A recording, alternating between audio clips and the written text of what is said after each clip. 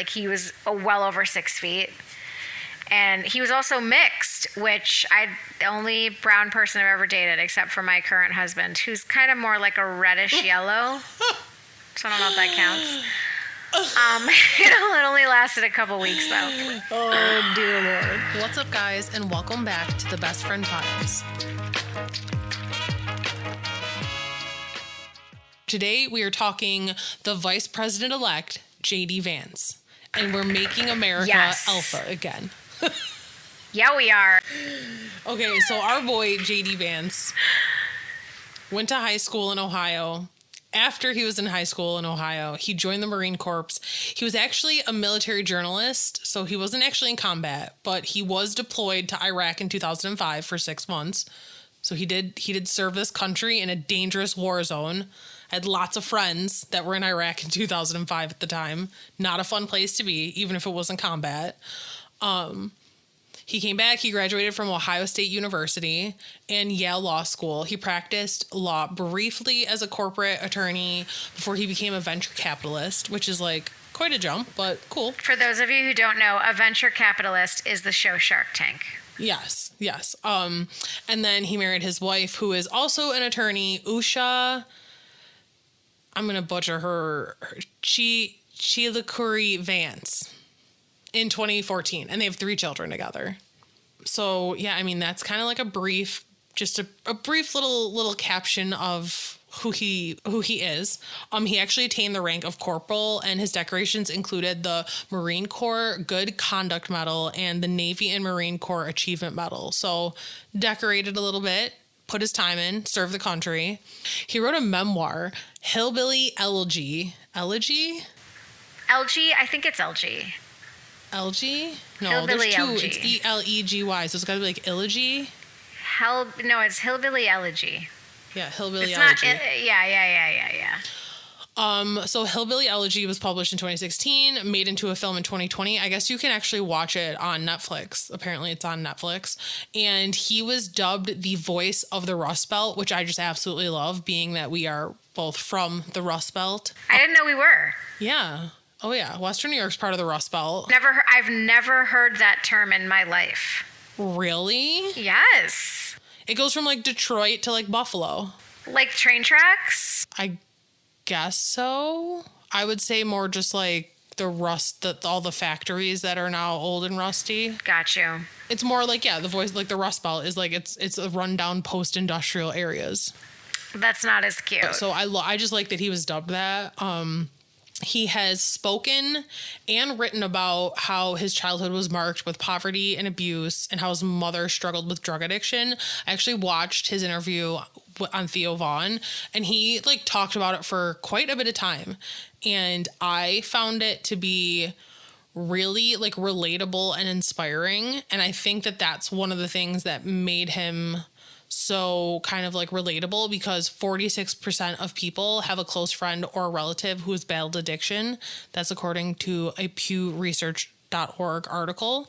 So I feel like having someone that could so openly and in such a way, like I feel like there's a lot of like shame and guilt and like embarrassment that's always wrapped up with like addiction. And I didn't get any of that from him. Like he was really just like, I love my mom. You know, she didn't do the best at some times, but like, I don't hold that against her. We're all here like on our journey. And like, I'm so glad that she got cured. And like, he really like just has this like real confident kind of like tone about it all that I love, because it's like, it doesn't always have to be like a sad, shameful, guilty, embarrassing story. Like people struggle.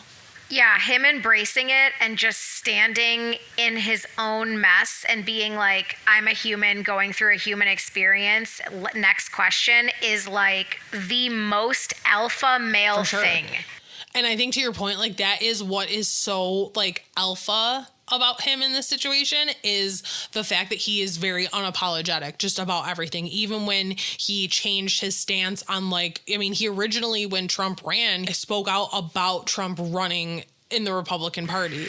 Yeah, he was concerned about his support for pharmaceuticals, and it's like he was still genuine and so 100 since day one, because he was like, that was on his mind, and he was like, you're taking advantage of people, and he was so displeased. Like, I saw the example of how he was checking people out in a line, and he realized at 17 that welfare was being used for cell phones and cigarettes and unapproved items, and he was just like, the whole point of his book was basically the reason that people are where they are has nothing to do with them not having the resources and like the ability to get help. It's that they believe that it's someone else's problem, and like these people need to be empowered to like basically take a hold of their own life. And it's like he did that. Like the alpha, I feel like what I took away from like that and like just his story of like watching him talk about his mom and addiction and stuff like that is just that like unapologetic like energy, which is what we need in leadership. That's what, like, to your point, you want someone that is going to be decisive, but then you also want someone that is going to be unapologetic as well. Like, that's what you need.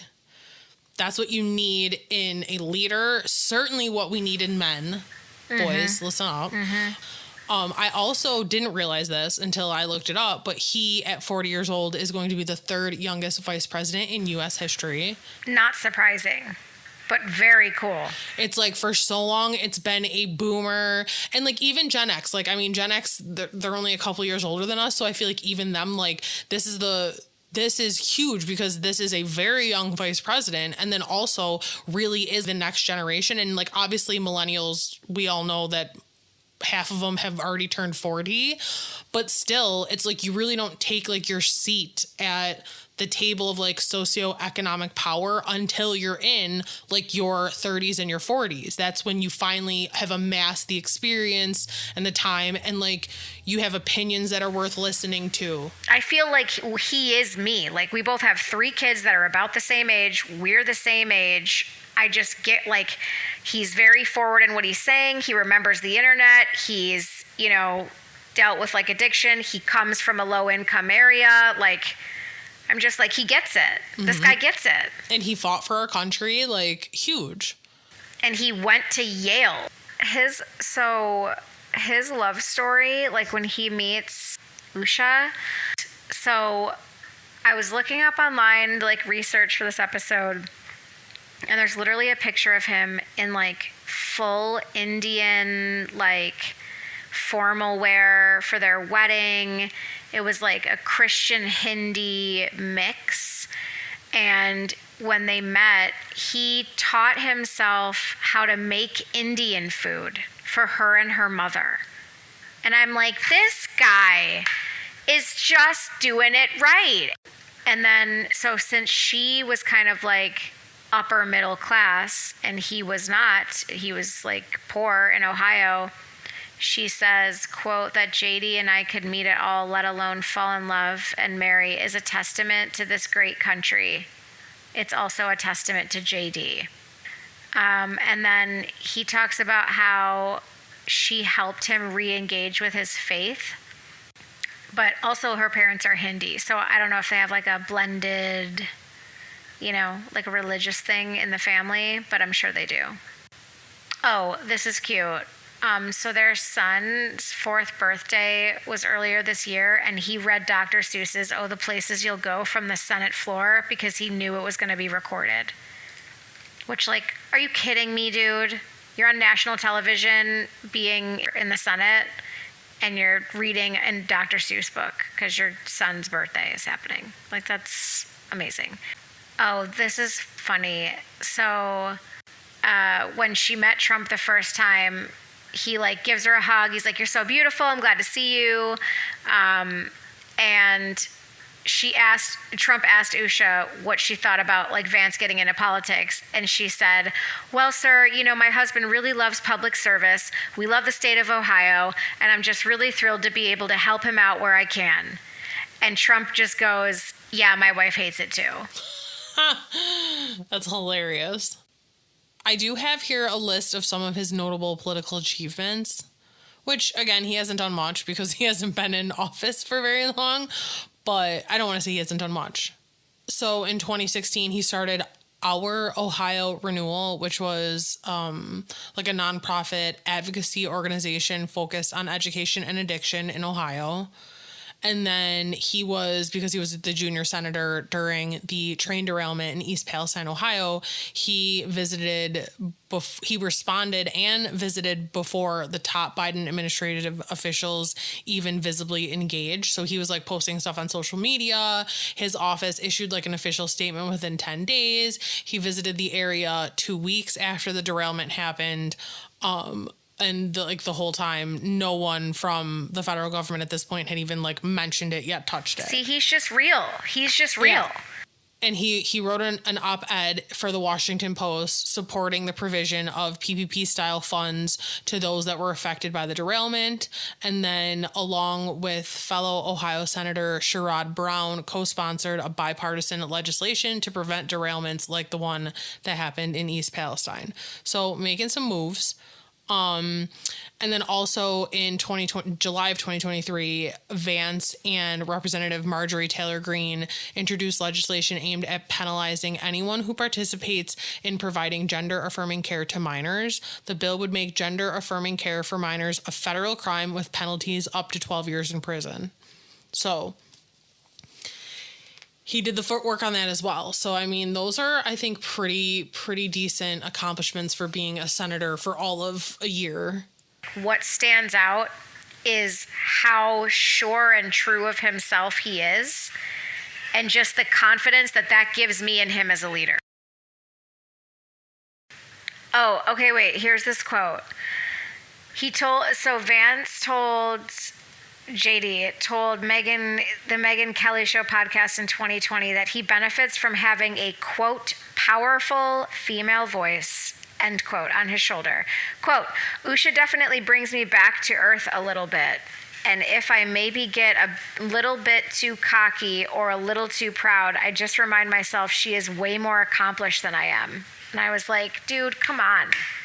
Let's go. So he grew up loosely Christian. He considered himself an atheist for a little bit, and then he converted to Catholicism in 2019. The questioning of the faith is like a big educated thing for me. Like, it shows his intellect. Exactly. And I think that's what I like about him, is that he's to me, and I think, like, to what you said, he is like a reflection, I feel like, of a lot of people our age. Like, he has seen multiple socioeconomic statuses throughout his life. You know what I mean? He went from growing up poor in the Rust Belt to being a venture capitalist in Silicone Valley. He had that wide ass view where he was like, it's not like this everywhere else. As two girls who grew up in Western New York, like, how relatable is this quote from Hillbilly LG that he says, every now and then I'll get a call from a relative back home, or maybe it's not from Hillbilly LG. I don't know. This is a quote.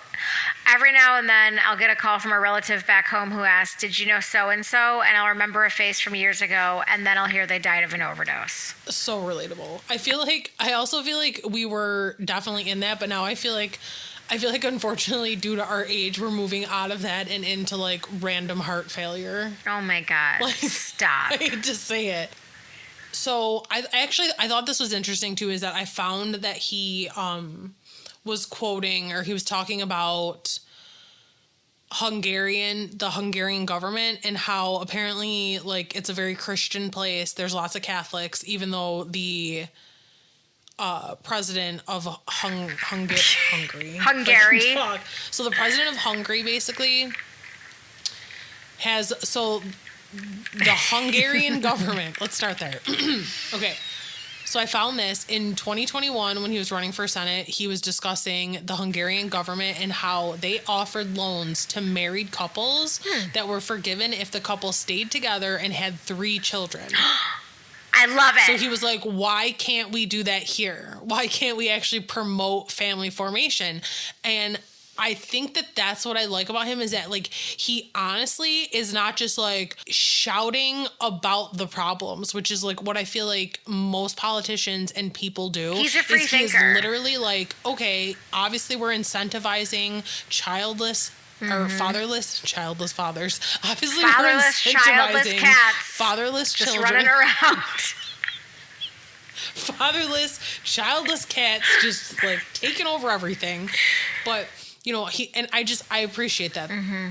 just who he is, it's crazy. Like, he comes from extreme poverty, abuse, addiction, overcomes it, goes to college, overcomes that, goes to an Ivy League school, gets military experience, spends 4 years in the Marines, goes overseas. I mean, it's like, and then bam, he's in the White House. Like, it's just, he's fresh, he's innovative, he's like new tech, you know? It's exciting. I'm so pumped. He's got 4 years to be vice president under Donald Trump. And then I'm ready. I'm already to elect him for the next 8 years after that.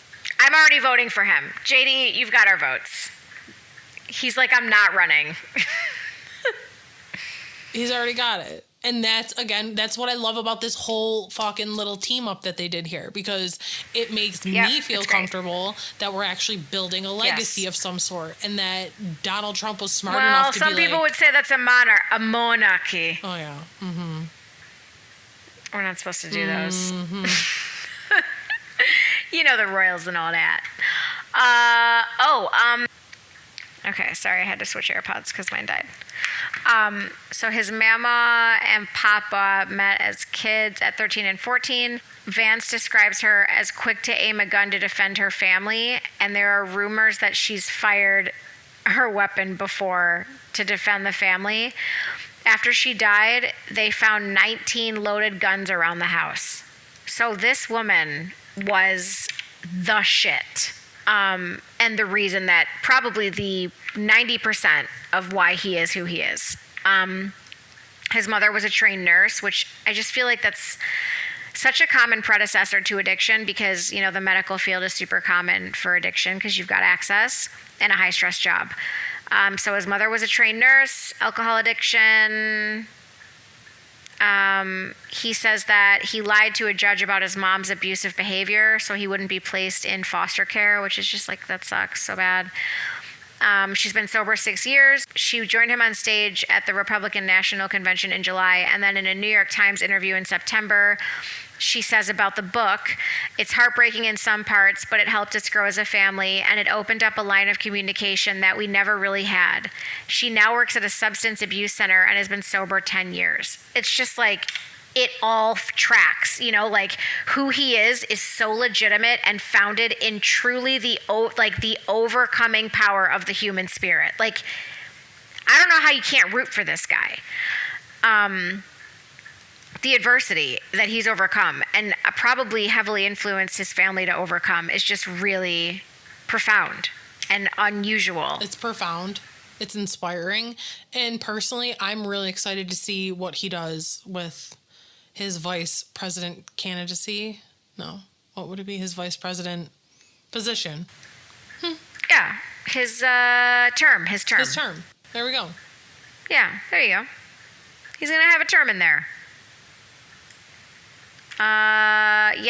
They were wed in an interfaith Christian Hindu ceremony in Kentucky in 2014. It's so cute. Their kids are Ewan, Vivek, and Mirabelle, which, like, so cute. So cute. Love it.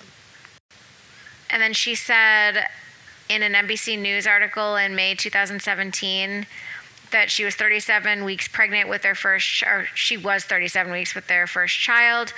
They had found out as soon as possible they were having a boy, quote, because JD, there was no way he could wait. Is it safe to say that sums it up about our boy JD? Yeah. All right. So, oh, wait, not yet. In 2019, Vance founded his own venture firm, Narya.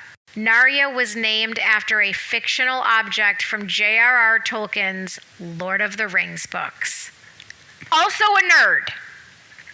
He's just checking all the boxes. So then he's baptized into the Catholic Church in August 2019, and he credits his conversion to his exposure to the writings of the French philosopher René Girard.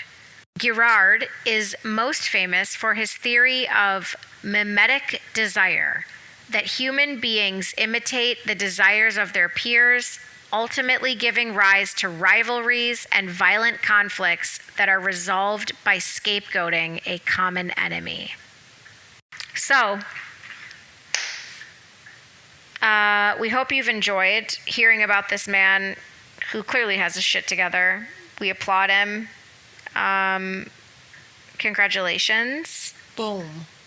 Also, we plan on doing a series of men who have their shit together. So keep an eye out for that. This is just our first little dalliance. Mm-hmm. And we plan on highlighting remarkable men. That's really what we're here to do. Yeah. And if you know a man who has his shit together, please tell us about him at Bridget, what's the email? bestfriendfilespodcast@gmail.com. Boom. Thank you for joining us. And we'll see you next time. Bye. Bye.